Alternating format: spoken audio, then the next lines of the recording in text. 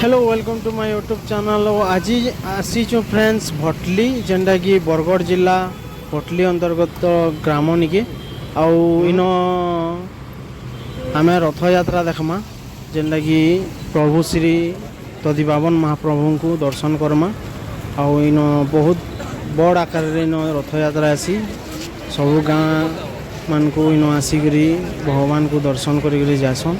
तो जो देखमा भगवान को और दर्शन करमा देखिपे भीड़ भी केते अच्छन जी बहुत सारा भीड़ अच्छन और बहुत लोग भी अच्छन। रथ देखिपे रथरे प्रभु को रखालान और हंसी मंदिर देखिपे बहुत सारा भीड़ अच्छन। और यहाँ द्वितीय श्रीक्षेत्र बोलिक धरा जासी जेनटा कि पुरी 1 नंबर श्रीक्षेत्र 2 नंबर श्रीक्षेत्रटा है भटली। बहुत भीड़ अच्छन फ्रेंड्स। तो भगवान को दर्शन करबार लगी रथ भी देखुन केनता सुंदर हिसाब बनाई और सजाई प्रभु को रखाई और भीड़ भी देखी पारुथे बहुत हजार हजार भक्त इनके आसिक भगवान को दर्शन करसन।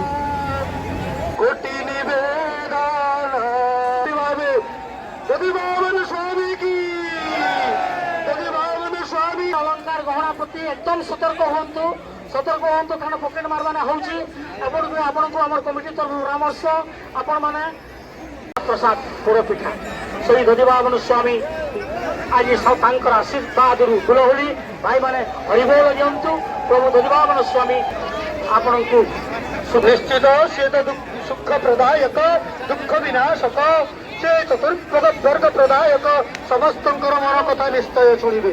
श्री दधिबावन मंदिर चूड़े वर्ष को 6 थर नियत बंदा हुए माँ माउसी अगणित भक्त मान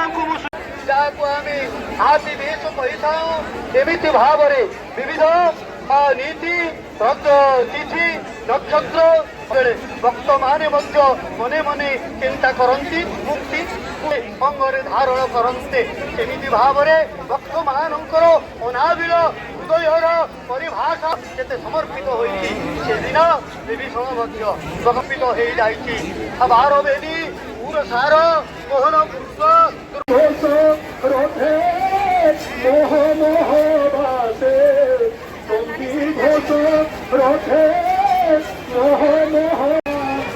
तो फ्रेंड्स आम पलैस मेन मौसी मंदिर देखिपे माँ मौसी मंदिर और बहुत भीड़ अच्छा इन माँ मौसी को दर्शन करवार लगी भगवान को मौसी मंदिर यहाँ और बहुत सारा भीड़ अच्छा देखिपे